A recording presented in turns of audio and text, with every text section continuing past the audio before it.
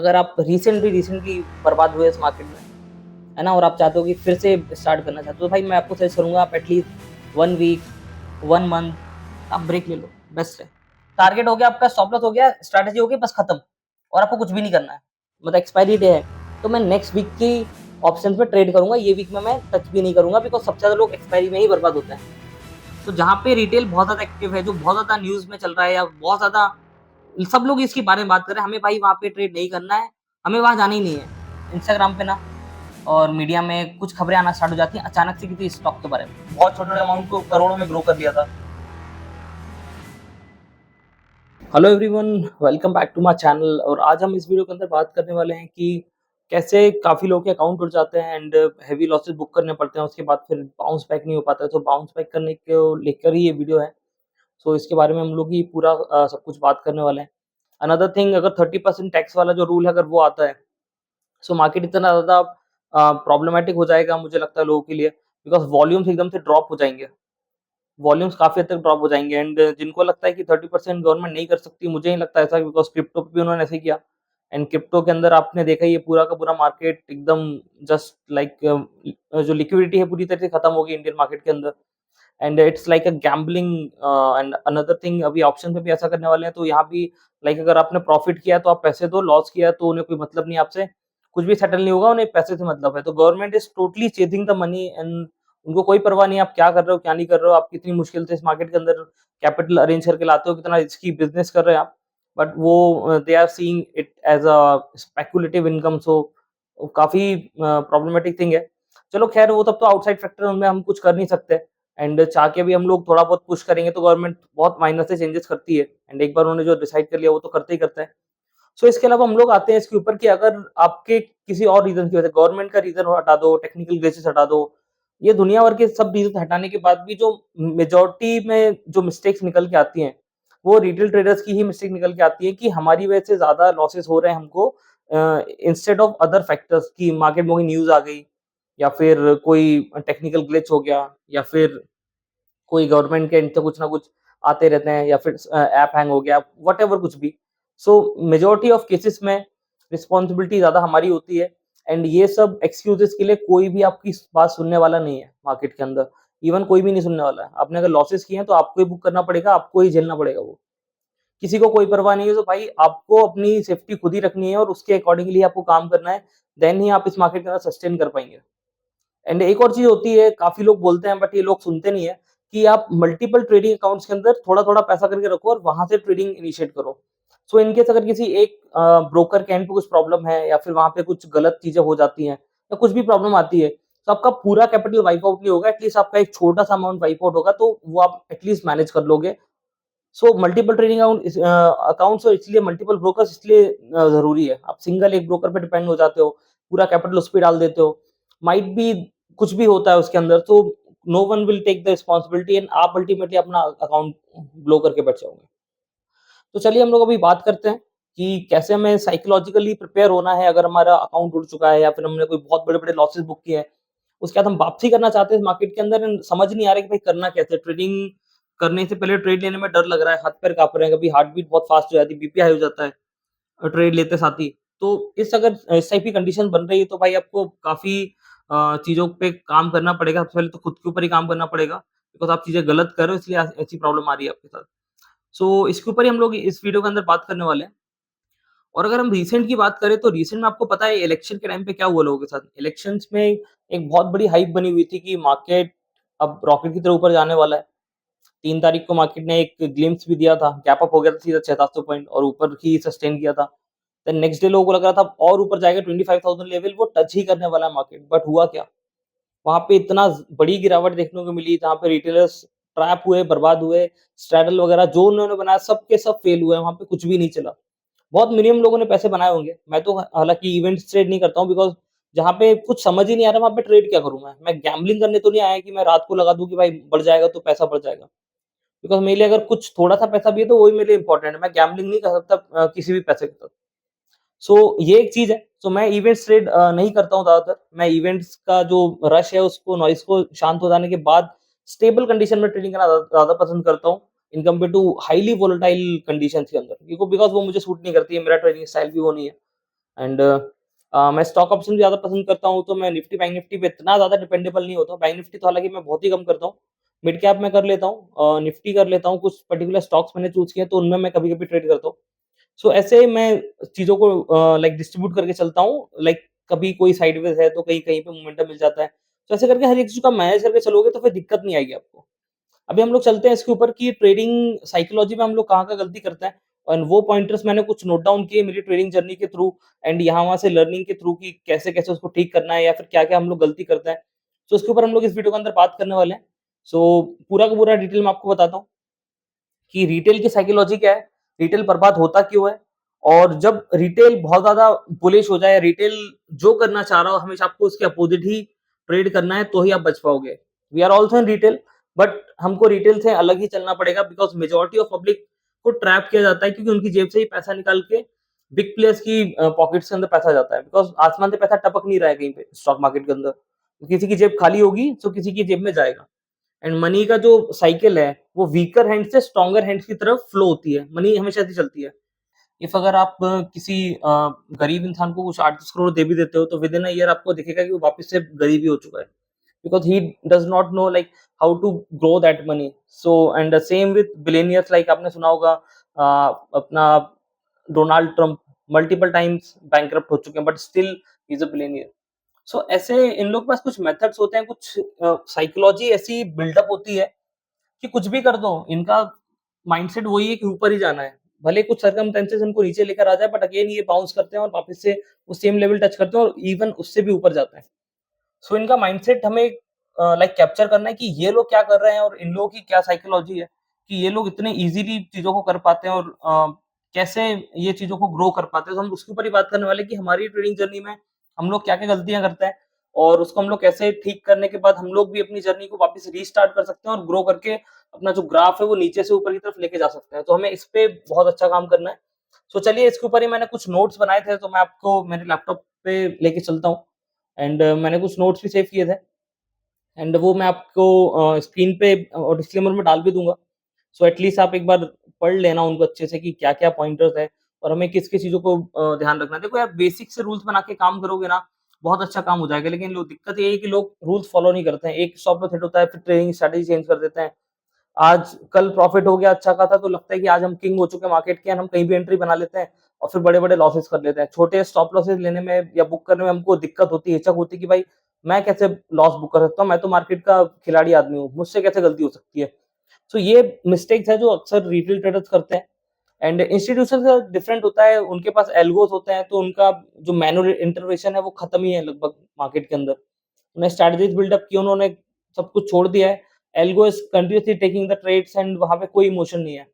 उनको लग रहा है, क्या लग रहा है, क्या नहीं लग रहा है, उससे उन्हें कोई मतलब नहीं है। Algo is trading behalf of them so ऐसे काम चलता रहता है सारा।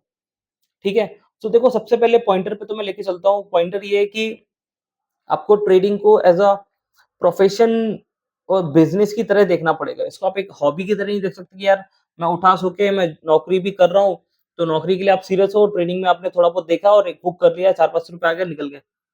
ये इनिशियली अच्छा दिखता है, बट जैसे-जैसे आप कैपिटल बड़ा करोगे या फिर जैसे-जैसे चीज़ें आप बड़ी करना स्टार्ट करोगे, तो फिर ये माइंडसेट है ना आपको बहुत दिक्कत दे जाएगा।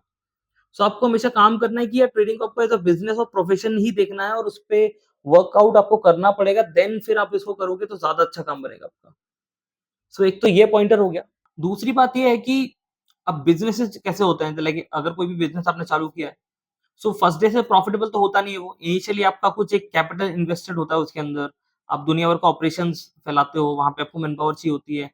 सो एक ब्रेक इवन टाइम भी होता है बिज़नेस का और देयर आर सर्टेन टाइम्स जहाँ पे बिज़नेस बहुत अच्छा चलता है, बूम करता है और देयर आर फ्यू मंथ्स जहाँ पे बिज़नेस डाउन होता है। सो ट्रेडिंग में भी सेम है कि भाई कभी तो कुछ 2-3 महीने आपके बहुत बुरे निकलेंगे। लेकिन आपको गलती क्या नहीं करनी कि वो 2-3 महीने जो बुरे हैं, वहाँ पे आपको बर्बाद नहीं होना है। क्योंकि 2-3 महीने बुरे होने के बाद जो अच्छे दिन हैं, अच्छे दिन के लिए आपके पास कैपिटल भी तो चाहिए। अगर आप यहीं पे बर्बाद हो गए, तो अच्छे दिन आ भी गए तो आप करोगे क्या उन अच्छे दिनों का? सो सेम चीज़ यहाँ पे भी है कि बिज़नेस कभी खराब होता है, कभी अच्छा होता है। कुछ सर्टेन फेस्टिवल टाइम्स है, एक पर्टिकुलर टाइम आता है कि भाई एसी या कूलर का बिज़नेस समर्स में ज़्यादा अच्छा चलता है और ठंडी के टाइम पे थोड़ा कम कम रहता है, विंटर्स में थोड़ा कम रहता है।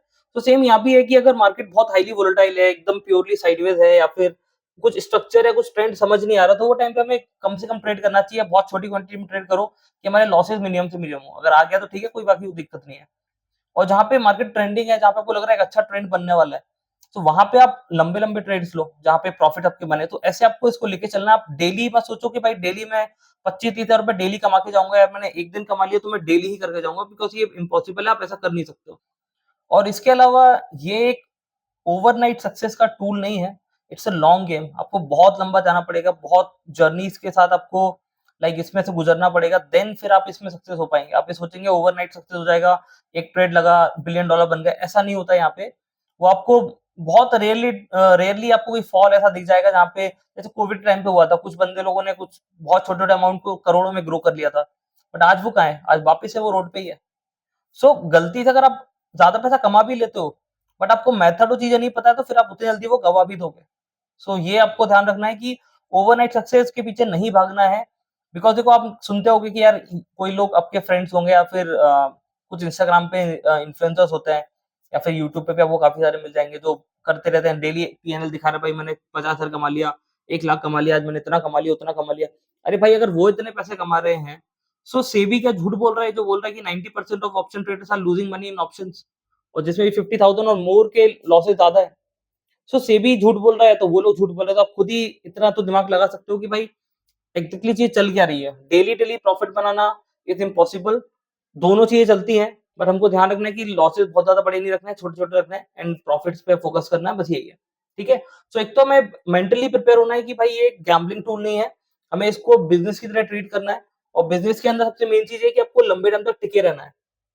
जैसे-जैसे एक रेस्टोरेंट या फिर एक दुकान जैसे-जैसे जिस एरिया में पुरानी होती चली जाती है, वहाँ पे लोगों का ट्रस्ट बढ़ता है, वो बिज़नेस एक रिकरिंग रेवेन्यू की तरह आना स्टार्ट हो जाता है थोड़े टाइम के बाद। सो यहाँ पे भी आप जितना लंबे टाइम तक बने रहोगे, चीज़ें उतनी अच्छी समझ में आना स्टार्ट हो जाएँगी, और आप फिर की जो हेजिटेशन है बड़े-बड़े ट्रेड्स लेने की या रुकने की, वो इन टाइम ना धीरे-धीरे बनना स्टार्ट हो जाएगी। इनिशियली तुरंत नहीं होता है, टाइम लगता है, बट चीज़ें होना स्टार्ट हो जाएँगी। सो ये तो एक बेसिक सी अप्रोच है जो मेंटली आपको प्रिपेयर कर रहा है कि भाई एक सिंपल से मेथड पे हमें काम करना है कि भाई ये एक बिज़नेस है, हमें डेली की तरह एक एक बिज़नेस को ग्रो करना है। और इसके अलावा आप देखो, कोई भी आप बिज़नेस करते हो तो उसकी कोई स्पेशलिटी होती है कि भाई मैं अगर एक रेस्टोरेंट खोल के बैठा हूँ, तो मेरी डिश एकदम ये पॉपुलर है, ये स्पेशल है, ये कहीं नहीं बनती। इसके हम लोग ही किंग हैं, ये हम सबसे अच्छी बनाते हैं। सो आप उस रेसिपी पे स्टिक रहते हो थ्रू आउट द ईयर्स, आप उसको चेंज नहीं करते। आप ये नहीं कि चल रही है तो 10 साल बाद अपनी रेसिपी चेंज कर दी, बिकॉज़ लोग उसके लिए ही तो आ रहे हैं आपके पास। अगर आप उसको ही चेंज कर दोगे तो लोग आएँगे क्यों आपके पास?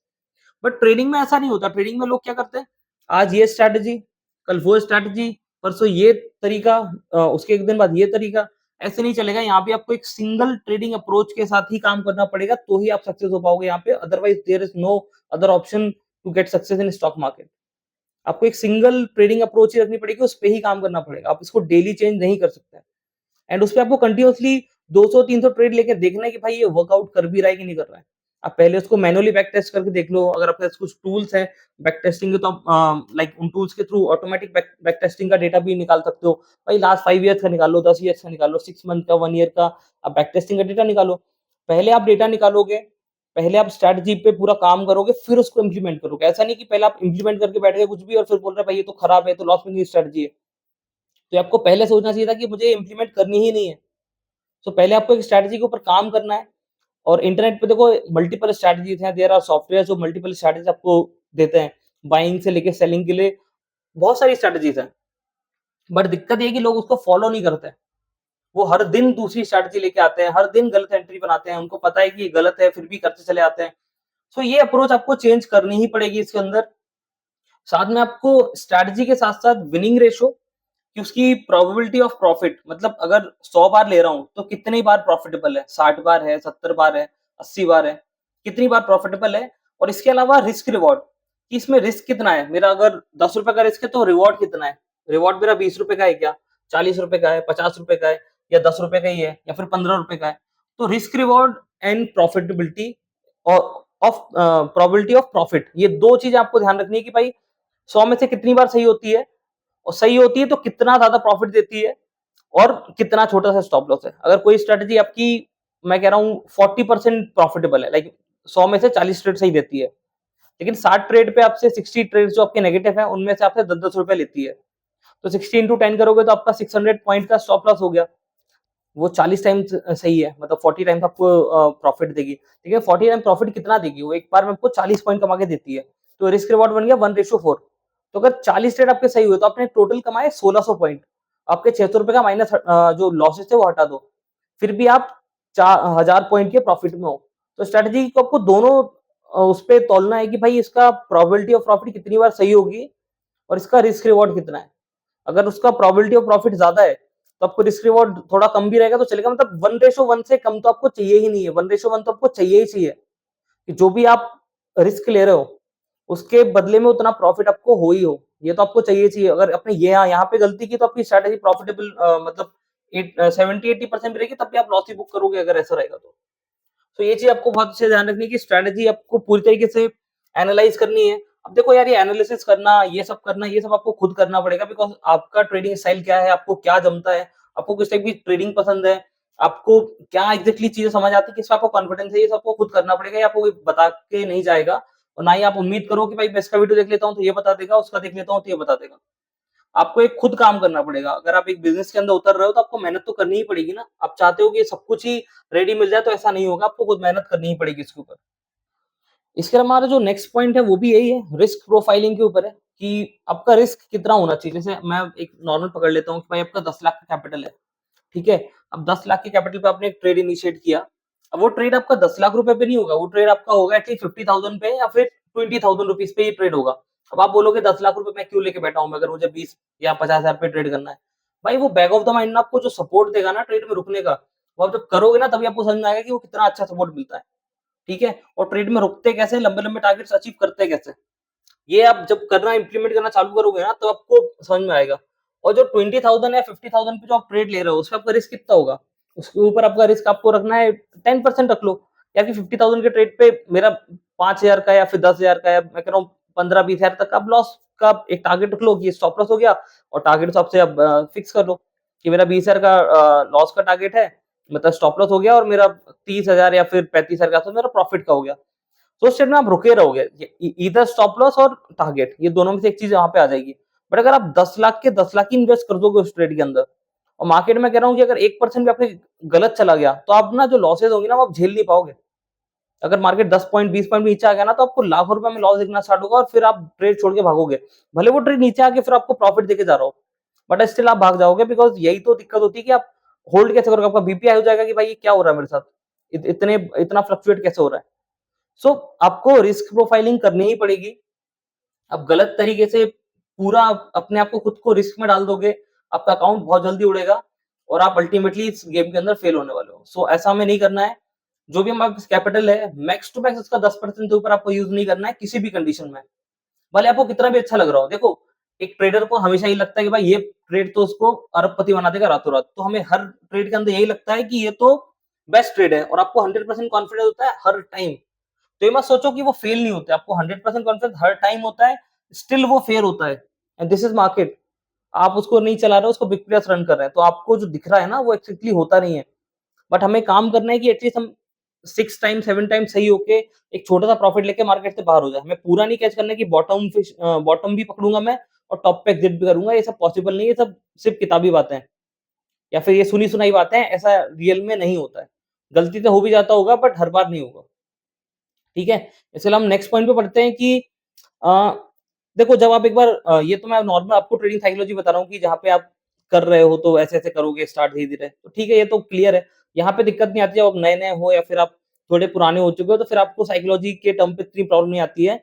दिक्कत सबसे ज़्यादा वहाँ आती है जब आप एक बार बर्बाद हो चुके होते हैं इस इंडस्ट्री के अंदर, और फिर आने का आपके मन में कहीं न कहीं ख्याल होता है और आप आ नहीं पाते, तो अपन उस पे ज़्यादा फोकस करते हैं, बिकॉज़ वो सबसे टिपिकल टाइम होता है और मैं भी वो टाइम से गुज़र चुका हूँ, तो मुझे पता है वो कितना मुश्किल टाइम होता है, जहाँ पे कुछ समझ नहीं आता, कोई गाइडेंस के लिए लोग नहीं होते हैं।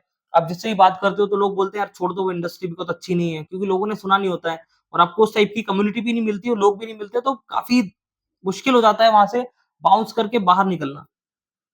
और आप, मैं कह रहा हूँ, आप वापस बाउंस भी करते हो, थोड़ा बहुत कैपिटल लेकर आए आप यहाँ-वहाँ से माँग के या कहीं से भी अपना अरेंज किया, फिर आप आ रहे हो, फिर लॉसेस होते हैं, तो बैक ऑफ द माइंड वही चलता है कि यार लोग सही बोल रहे हैं क्या?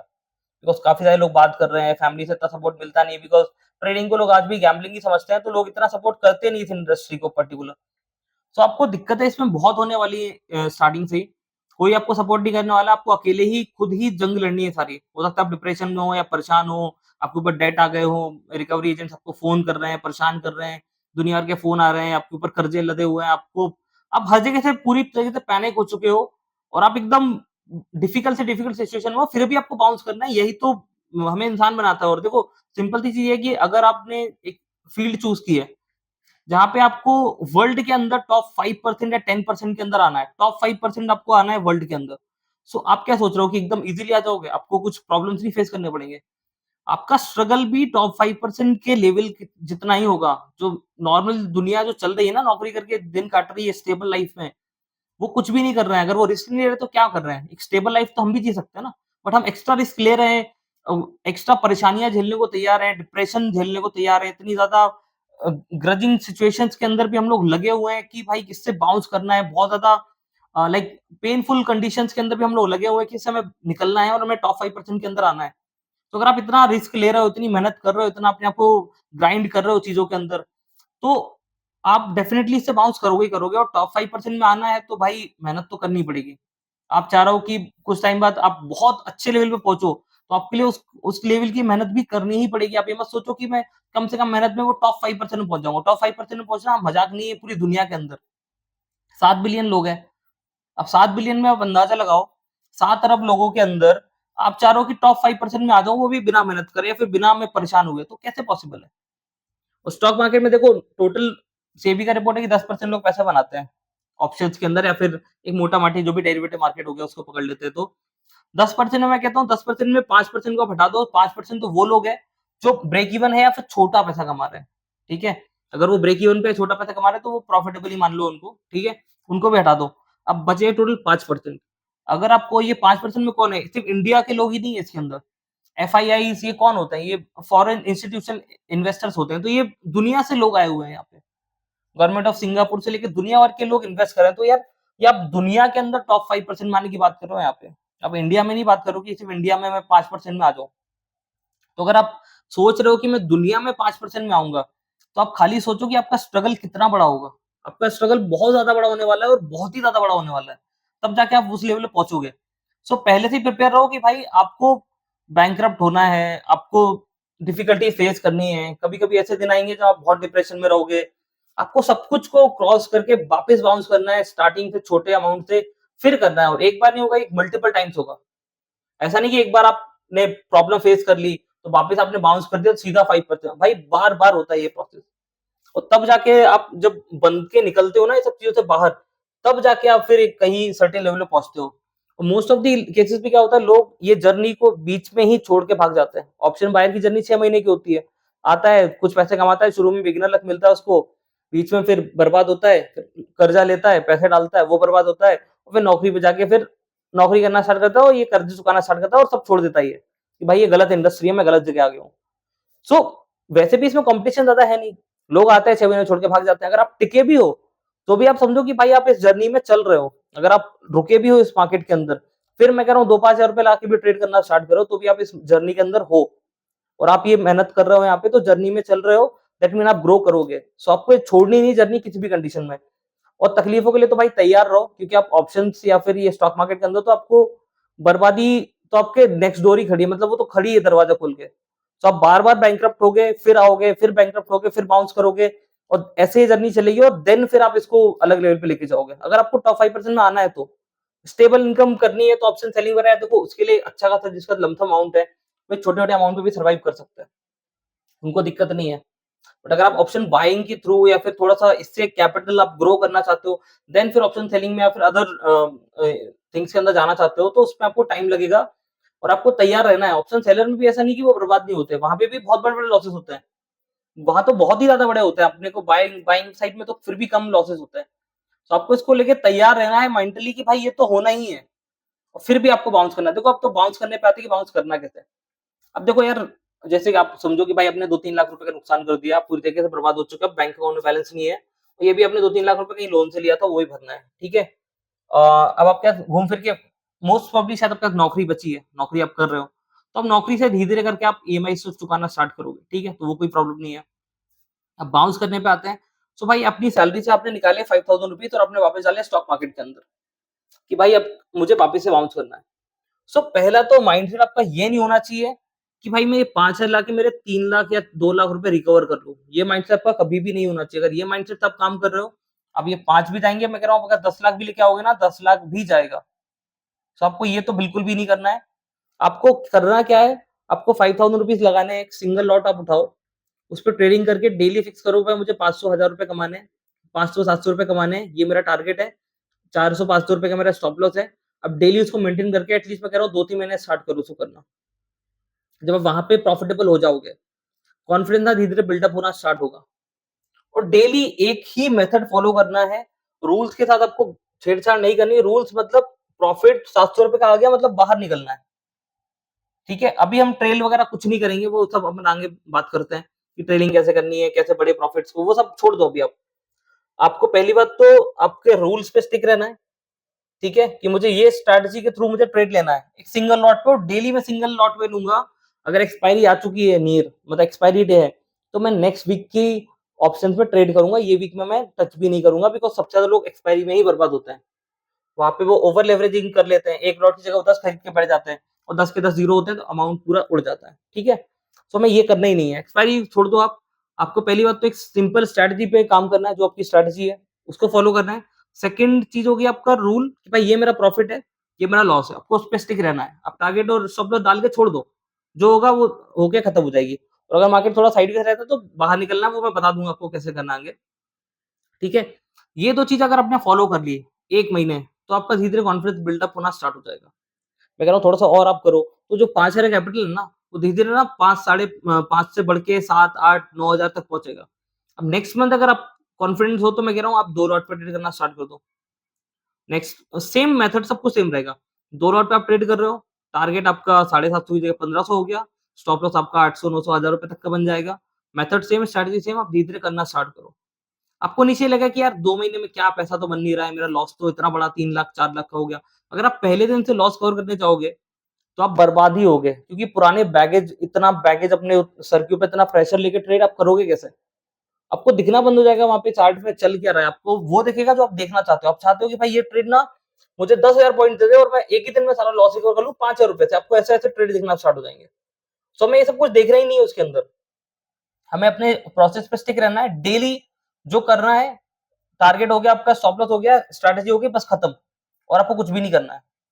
और अगर आपके ट्रेड पे सेटअप नहीं आ रहा है, आपके आपका मतलब जो जो सेटअप है आपका वो नहीं बन रहा है, तो आप उस दिन ट्रेड भी नहीं करोगे। छोड़ दो। जिस दिन मार्केट बहुत ज़्यादा वोलेटाइल है, उस दिन आप छोड़ दो, कोई प्रॉब्लम नहीं है। जिस दिन इवेंट है, उस दिन आप छोड़ दो, कोई प्रॉब्लम नहीं है। जिस दिन मार्केट में जैसे कभी अभी एनएससी वगैरह ने किया है कि सैटरडे वगैरह भी चालू कर देते हैं। सैटरडे को लिक्विडिटी नहीं होती, जैसे कोई इवेंट है या फिर कोई फेस्टिवल है, तो वो 1 दिन पहले चालू कर देता है, 2 घंटे के लिए, 4 घंटे के लिए। उसके पहले मत उस टाइम पे क्या होता है, लिक्विडिटी नहीं होती, big players are not active in the stock market. So हमें उस दिन क्या करना है, ट्रेड नहीं करना है, छोड़ दो। छोड़ दो ना भाई, ऐसा क्या है कि मतलब आज के आज ही करना है, ठीक है? तो हमें इस पे काम करना है। अगर बाउंस करना है, तो अब बाउंस में भी क्या दिक्कत है, हम उन पे भी बात करते हैं। इसके अलावा एक चीज़ और है, जैसे कि अगर आप रिसेंटली बर्बाद हुए इस मार्केट में, है ना? और आप चाहते हो कि फिर से स्टार्ट करना चाहते हो, तो भाई मैं आपको सजेस्ट करूँगा आप एटलीस्ट 1 वीक, 1 मंथ आप ब्रेक ले लो, बेस्ट है। ब्रेक लोगे ना तो चीज़ें ना वापस से रीस्टार्ट होंगी, तो आपको थोड़ी क्लैरिटी मिलेगी और चीज़ें ज़्यादा अच्छी होंगी। बट लोग ये समझते हैं, लोग ना इतना एडिक्टेड हो जाते हैं, it's like a drug to them कि भाई ये तो करना ही है डेली। अगर ये नहीं करा तो भाई उनको एड्रेनलिन रश ही नहीं आ रहा है, मज़ा ही नहीं आ रहा अंदर से। तो आपको ब्रेक लेना पड़ेगा। अगर आप ब्रेक लोगे, ब्रेक के बाद आओगे तो आप खुद से ही फ़ील करोगे कि यार ये काफ़ी अच्छा रिफ्रेशिंग है और उसके बाद आप ट्रेड करना स्टार्ट करोगे तो थोड़ा-सा बेटर फ़ील करोगे और पुराने लॉसेस का बैगेज सर पे मत लेना, वो लेके करोगे कभी भी ट्रेड नहीं होगा। पुराना जो गया उसको भूल जाओ, उसको समझो कि भाई वो एक ट्रेनिंग की फीस थी यार, आप एक कॉलेज जाते हो तो फीस देनी पड़ती है, उसके बाद नौकरी लगती है, कॉलेज फी वगैरह। तो एक समझो कि आपने मार्केट में एक फी दे दी सीखने के लिए, ठीक है? अब उसको फी को रिकवर करने के लिए मत जाओ। अब जो आप कोई नौकरी करने जाते हो, तो अब ये पहले दिन तो नहीं ढूँढते ना कि भाई मुझे पहले दिन ही ₹10,00,000 की नौकरी चाहिए, क्योंकि मैंने कॉलेज में इतना पैसा भरा है। तो पहले दिन तो वहाँ रिकवर नहीं करते, तो यहाँ फिर क्यों आप रिकवरी पे लग जाते हो? सो यहाँ पे आपको स्लो एंड स्टडी स्टार्ट करना है। ऐसे-ऐसे हमको ग्रो करते चलना है और देन ही हमारी जर्नी ये बनेगी और इन टाइम हमको इतने बड़े-बड़े प्रॉफिट्स और चीज़ें आना स्टार्ट होंगी, तब आपको समझ में आएगा कि भाई कि ये जर्नी की इम्पोर्टेंस थी क्या, जो आपने स्टार्ट की थी। एक चीज़ और है, ये मैंने trading in the zone book पढ़ा था, उसके अंदर इसके ऊपर काफ़ी फोकस किया गया है कि rigid with your rules. And flexible with your profits. मतलब आपके जो रूल्स हैं उसको आपको किसी भी कंडीशन में छोड़ना नहीं है। बट लोग क्या करते हैं ना, वो प्रॉफिट्स के साथ फ्लेक्सिबिलिटी की जगह प्रॉफिट के साथ एकदम रिजिड हो जाते हैं और रूल्स को फ्लेक्सिबल कर देते हैं। भाई आज फॉलो किया, कल नहीं किया, छोड़ दिया। मतलब वो ऐसा करना स्टार्ट करते हैं। तो ये रॉन्ग तरीका है। आपको देखो, डिसिप्लिन और जो आपके रूल्स हैं उसको किसी भी कंडीशन में ब्रीच नहीं करना है। Discipline is the only thing जो आपको ये 95% लोगों से अलग बनाएगी और यही एक चीज़ है जो आपको 5% लाके खड़ा करेगी। सो ये इतना ज़्यादा इम्पोर्टेंट है, ये 5% में आने के लिए डिसिप्लिन इज़ द की।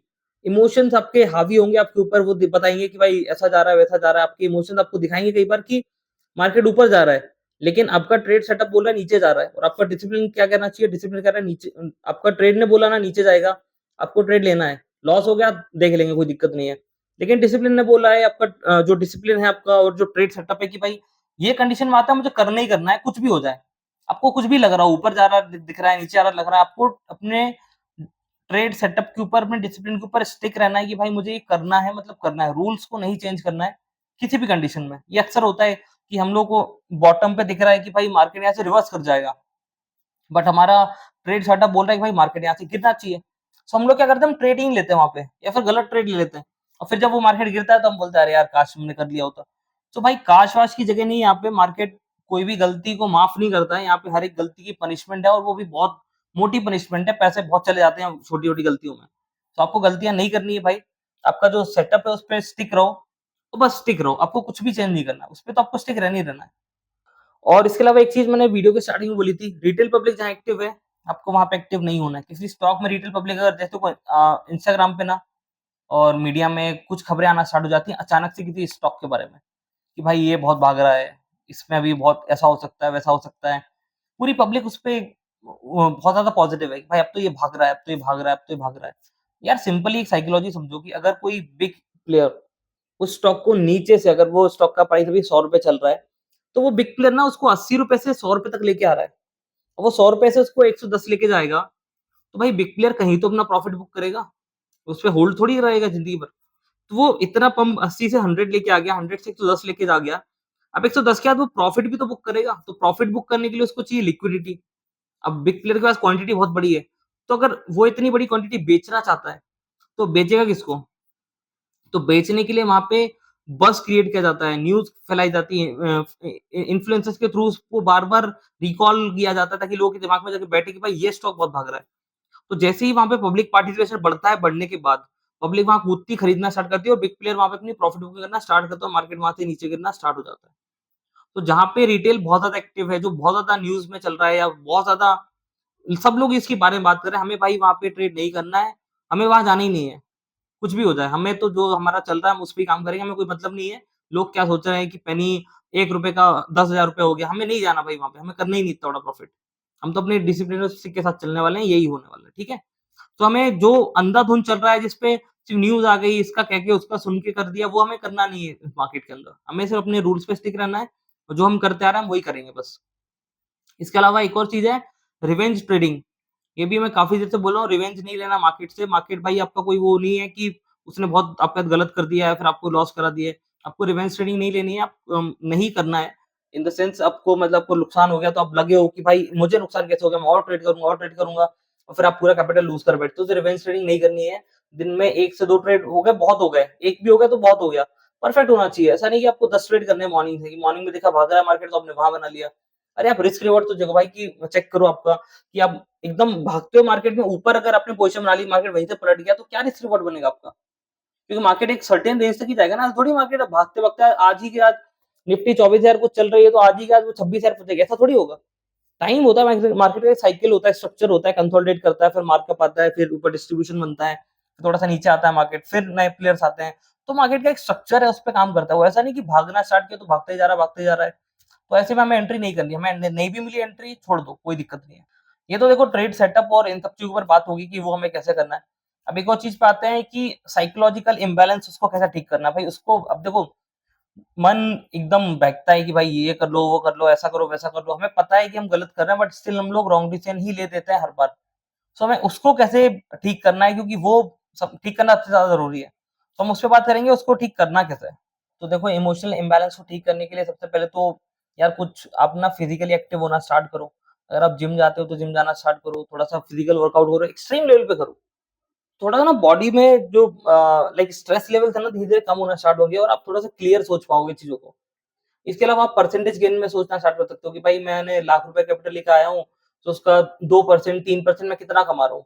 आप नंबर मत देखो कि भाई मुझे लाख रुपए पे 2000 रुपए तो कम है। भाई 2% आपने दिन का कमाया मतलब आप सोच रहे हो महीने का आप ऐसे तो नहीं चलता साइकिल बट स्टिल आप सोच लो कि भाई महीने का मैंने 20% 15% कमा लिया। बहुत हो गया यार ये लोगों के साल भर के रिटर्न 17-18% पहुँच जाते हैं तो मतलब वो एकदम हाई निकल गए, निफ्टी से आगे निकल गए वो लोग।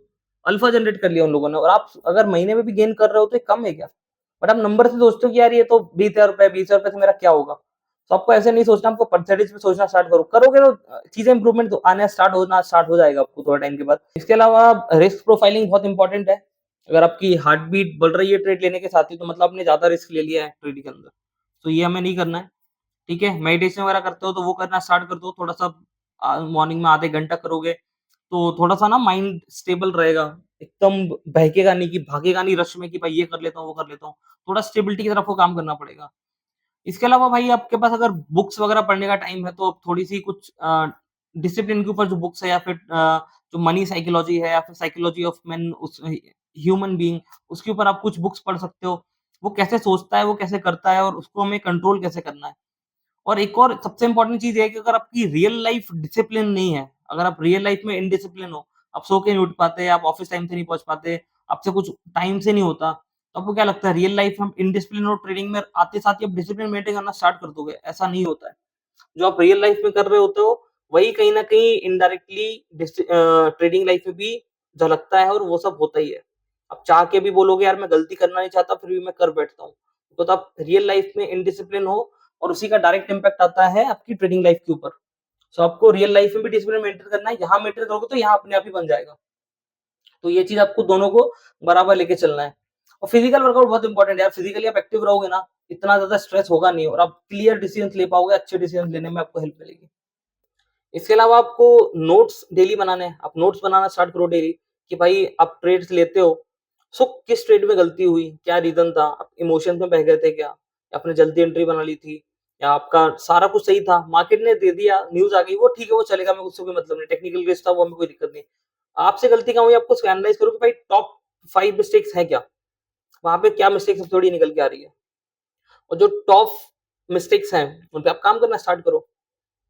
सिंपल ये है, आप ट्रैक करो चीज़ों को, जो प्रॉब्लम है उसको रेक्टिफाई करो। सिंपल तो इसमें क्या इतना बड़ा लॉजिक है। और इसके अलावा एक और चीज़ है, आपको चेक करना है कि भाई आप ट्रेडिंग के लिए बने भी हो कि नहीं बने हो। आप ट्रेडिंग में ज़्यादा कंफर्टेबल हो, आप इन्वेस्टमेंट में ज़्यादा कंफर्टेबल हो, आप स्विंग के अंदर ज़्यादा अच्छा करना चाहते हो, कमोडिटीज़ आपको जमती हैं या आप ऑप्शन में करना नहीं चाहते, आप कैश मार्केट में डील करना चाहते हो।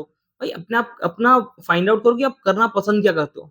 अगर आप डेली नहीं 1-2 ट्रेड लेके पैसे बनाना चाहते हो, मंथ के मंथ आपको अच्छे पैसे बन रहे हैं, देखो यार पैसे बनना चाहिए, बात खत्म हो गया। एक 1 महीने होल्ड किया, 1 महीने बाद आपको 1 लाख रुपए बन के आ गए या डेली आप 2-2 3-3 हज़ार बना रहे हो, तो बात तो एक ही है।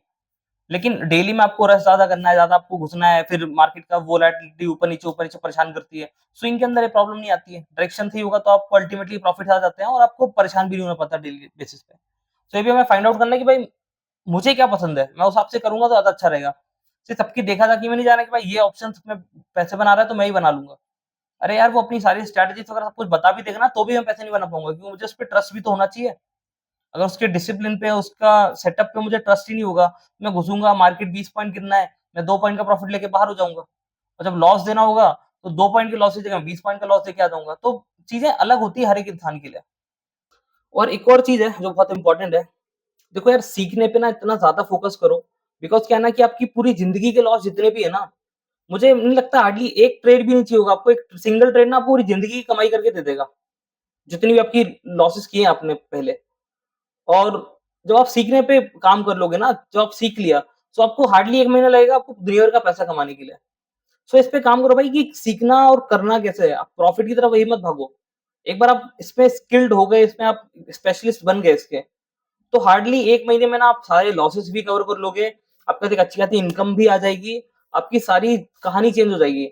तो हम लोग ये सारी प्रिपरेशन, ये सारा साइकिल, सारा कुछ कर इसीलिए रहे हैं, ताकि वो एक टाइम आए जहाँ पे हम लोग इसको एन्जॉय कर सकें, जहाँ पे हम लोग इससे प्रोडक्टिविटी निकाल सकें। सो हमें वेट करना है उस टाइम का आने का, तब तक हमें अपने आप को डेली डिसिप्लिन तरीके से ट्रेड करना है, डिसिप्लिन आप फॉलो करोगे, डेली करोगे, वो टाइम बहुत जल्दी आएगा, उसका टेंशन मत लो, बहुत जल्दी चीज़ें होना स्टार्ट हो जाएँगी। सो इस वीडियो के अंदर इतना ही है। बाकी आप लोग इसको एक बार फॉलो करके देखो। मैं बाकी नोट्स वगैरह कैसे करने हैं वो वीडियो के अंदर भी डाल दूँगा, तो आपको ईज़ी हो जाएगा समझने के लिए एंड कैसे-कैसे आप कर सकते हो, तो बहुत हेल्प मिलेगी आपको एटलीस्ट अल्टीमेटली इसके थ्रू। सो प्लीज़ आप वीडियो को लाइक करें और कमेंट्स में कुछ भी डाउट होते हैं तो आप कमेंट कीजिए, मैं आंसर करने का ट्राई करता हूँ।